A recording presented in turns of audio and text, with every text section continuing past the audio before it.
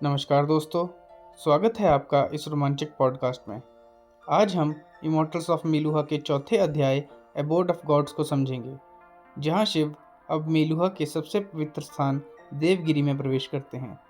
यह स्थान सिर्फ इमारतों का समूह नहीं, बल्कि एक रहस्य और आध्यात्मिकता से भरा हुआ धाम है। क्या यह स्थान शिव को उनके अतीत और नियति की गहराई से जोड़ पाएगा? आइए जानते हैं। नंदी घबराते हुए शिव के पास आए और उनके घावों की जांच करने लगे। शिव ने उन्हें शांत करते हुए बताया कि यह मामूली चोटें हैं और चिंता की कोई बात नहीं है। नंदी ने खुद को दोषी ठहराया, लेकिन शिव ने उन्हें दिलासा दिया। बातचीत के दौरान शिव ने बताया कि उनके साथ दो महिलाएं और थीं जिन पर एक रहस्यमयी समूह ने हमला किया था, लेकिन उनका उद्देश्य शायद हत्या नहीं था। नंदी ने पूछा कि क्या हमलावरों के पास अर्धचंद्र वाला लॉकेट था, लेकिन शिव ने एक अनजान प्रतीक वाले चमड़े के कंगन का जिक्र किया और उसे चित्रित किया। नंदी चिंतित होकर प्रतीक को पहचानते हैं और बताते हैं कि यह ओम का प्राचीन प्रतीक है।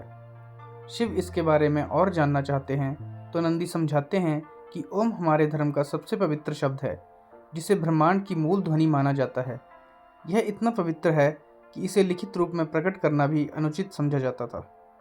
शिव पूछते हैं कि यह प्रतीक कैसे बना, तो नंदी बताते हैं कि इसे राजा भरत ने हजारों साल पहले सूर्यवंशियों और चंद्रवंशियों के बीच एकता स्थापित करने के लिए बनाया था। राजा भरत एक दुर्लभ सम्मानीय चंद्रवंशी थे। उन्होंने एक सूर्यवंशी राजकुमारी से विवाह किया था, ताकि दोनों राजवंशों के बीच चल रहे संघर्ष को समाप्त किया जा सके। नंदी सूर्यवंशियों को अनुशासन, नियम और नैतिकता का पालन करने वाला समुदाय मानते हैं, जबकि वे चंद्रवंशियों को आलसी, धोखेबाज और अनैतिक बताते हैं। राजा भरत द्वारा बनाए गए इस प्रतीक में ऊपर का भाग सफ़ेद था, जो कि चंद्रवंशियों का प्रतीक था। नीचे का भाग लाल था, जो कि सूर्यवंशियों का प्रतीक था, और उनके मिलन से बना नारंगी भाग एकता का प्रतीक था।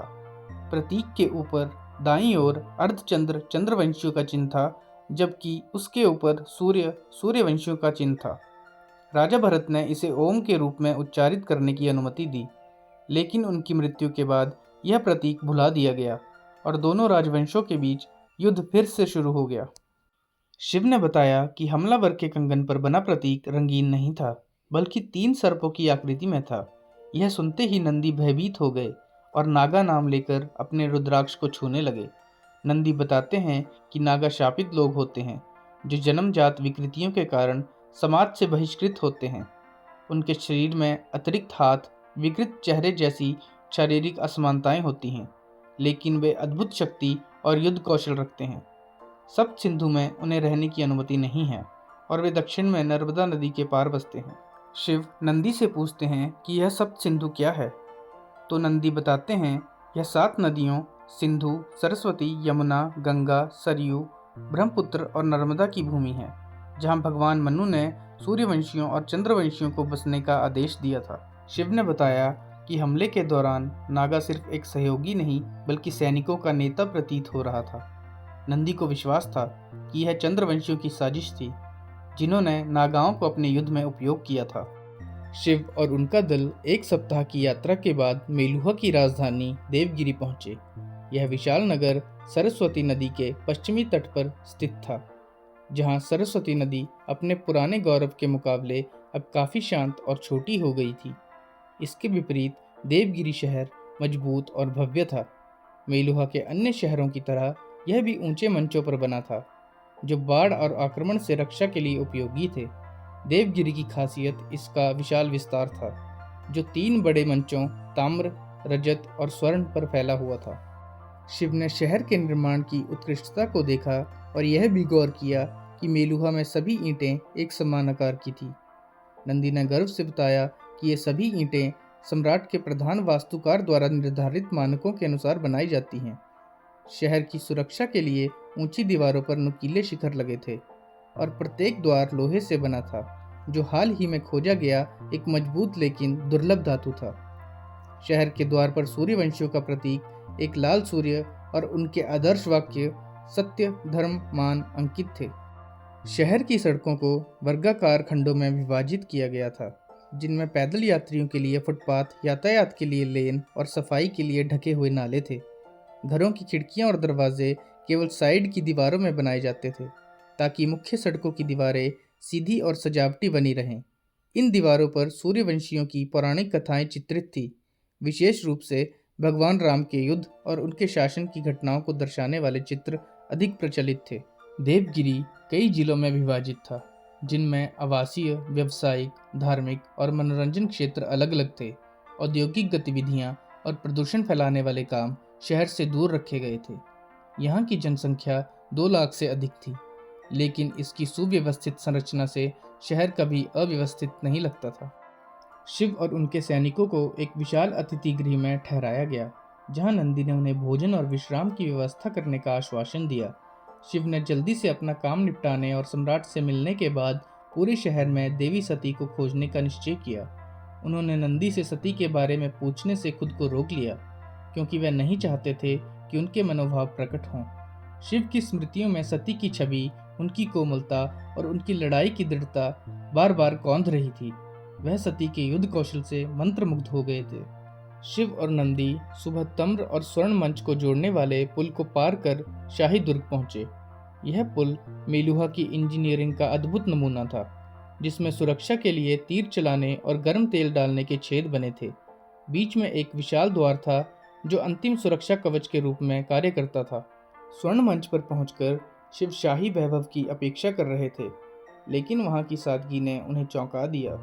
विशाल और समृद्ध साम्राज्य के बावजूद शाही क्षेत्र आम नागरिकों के समान साधारण था।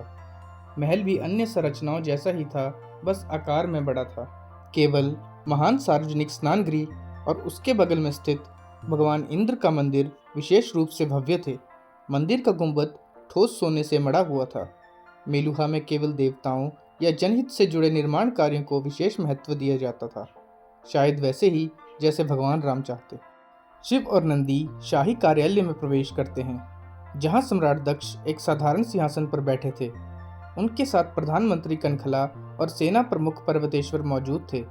दक्ष ने शिव का आदरपूर्वक स्वागत किया और उनकी यात्रा के बारे में पूछा। शिव सम्राट को अपेक्षाकृत युवा और साधारण व्यक्तित्व का पाते हैं, जो अपनी शारीरिक संरचना और पहनावे में औसत प्रतीत होते हैं। हालांकि उनकी मुस्कान में एक विशेष सादगी और विश्वास झलकता है। दक्ष ने अपने सहयोगियों का परिचय दिया। प्रधानमंत्री कनखला प्रशासन और राजस्व मामलों को संभालती थी, जबकि पर्वतेश्वर सेना के प्रमुख थे। पर्वतेश्वर एक गंभीर और अनुशासित योद्धा थे, जो शिव को संदेह की दृष्टि से देखते हैं। जब दक्ष ने शिव से उनके गले का निरीक्षण करने की अनुमति मांगी, तो नंदी ने उनकी पट्टी हटाई। दक्ष और कनखला शिव के गले के प्राकृतिक नीले रंग को देखकर स्तब्ध रह गए और कनखला ने तुरंत प्रार्थना शुरू कर दी। दक्ष अत्यधिक प्रसन्न थे, लेकिन अपने उत्साह को छिपाने का प्रयास कर रहे थे। इसके बाद दक्ष ने शिव को शाही किले में रहने का निमंत्रण दिया, जिसे शिव ने विनम्रता से स्वीकार कर लिया। जब शिव और नंदी बाहर निकले, दक्ष ने उनके खड़े होने की जगह को छूकर प्रणाम किया। शिव के जाने के बाद कनखला और दक्ष ने चर्चा की कि क्या उन्हें तुरंत शिव को उनकी नियति के बारे में बताना चाहिए। कनखला चाहती थी कि शिव को तुरंत उनकी भूमिका से अवगत कराया जाए, लेकिन दक्ष अधिक सावधानी बरतना चाहते थे। पर्वतेश्वर इस विचार से असहमत थे कि एक बाहरी व्यक्ति केवल नीले गले के कारण उनका उद्धारकर्ता हो सकता है। दक्ष ने स्पष्ट किया कि वे शिव को धीरे धीरे स्थिति से परिचित कराना चाहते हैं, ताकि वे स्वयं अपनी नीति को स्वीकार करें। उन्होंने कहा कि सही समय पर शिव को उनकी भूमिका बताई जाएगी, ताकि वे मेलुहा की रक्षा के लिए स्वयं आगे आएं। दोस्तों, इस अध्याय में हमने शिव का देवगिरी में आगमन और उनकी सम्राट दक्ष से मुलाकात के बारे में जाना। अगर आपको यह पॉडकास्ट पसंद आया हो तो इसे अपने दोस्तों के साथ जरूर शेयर करें और अगले अध्याय के लिए हमारे साथ जुड़े रहें। धन्यवाद।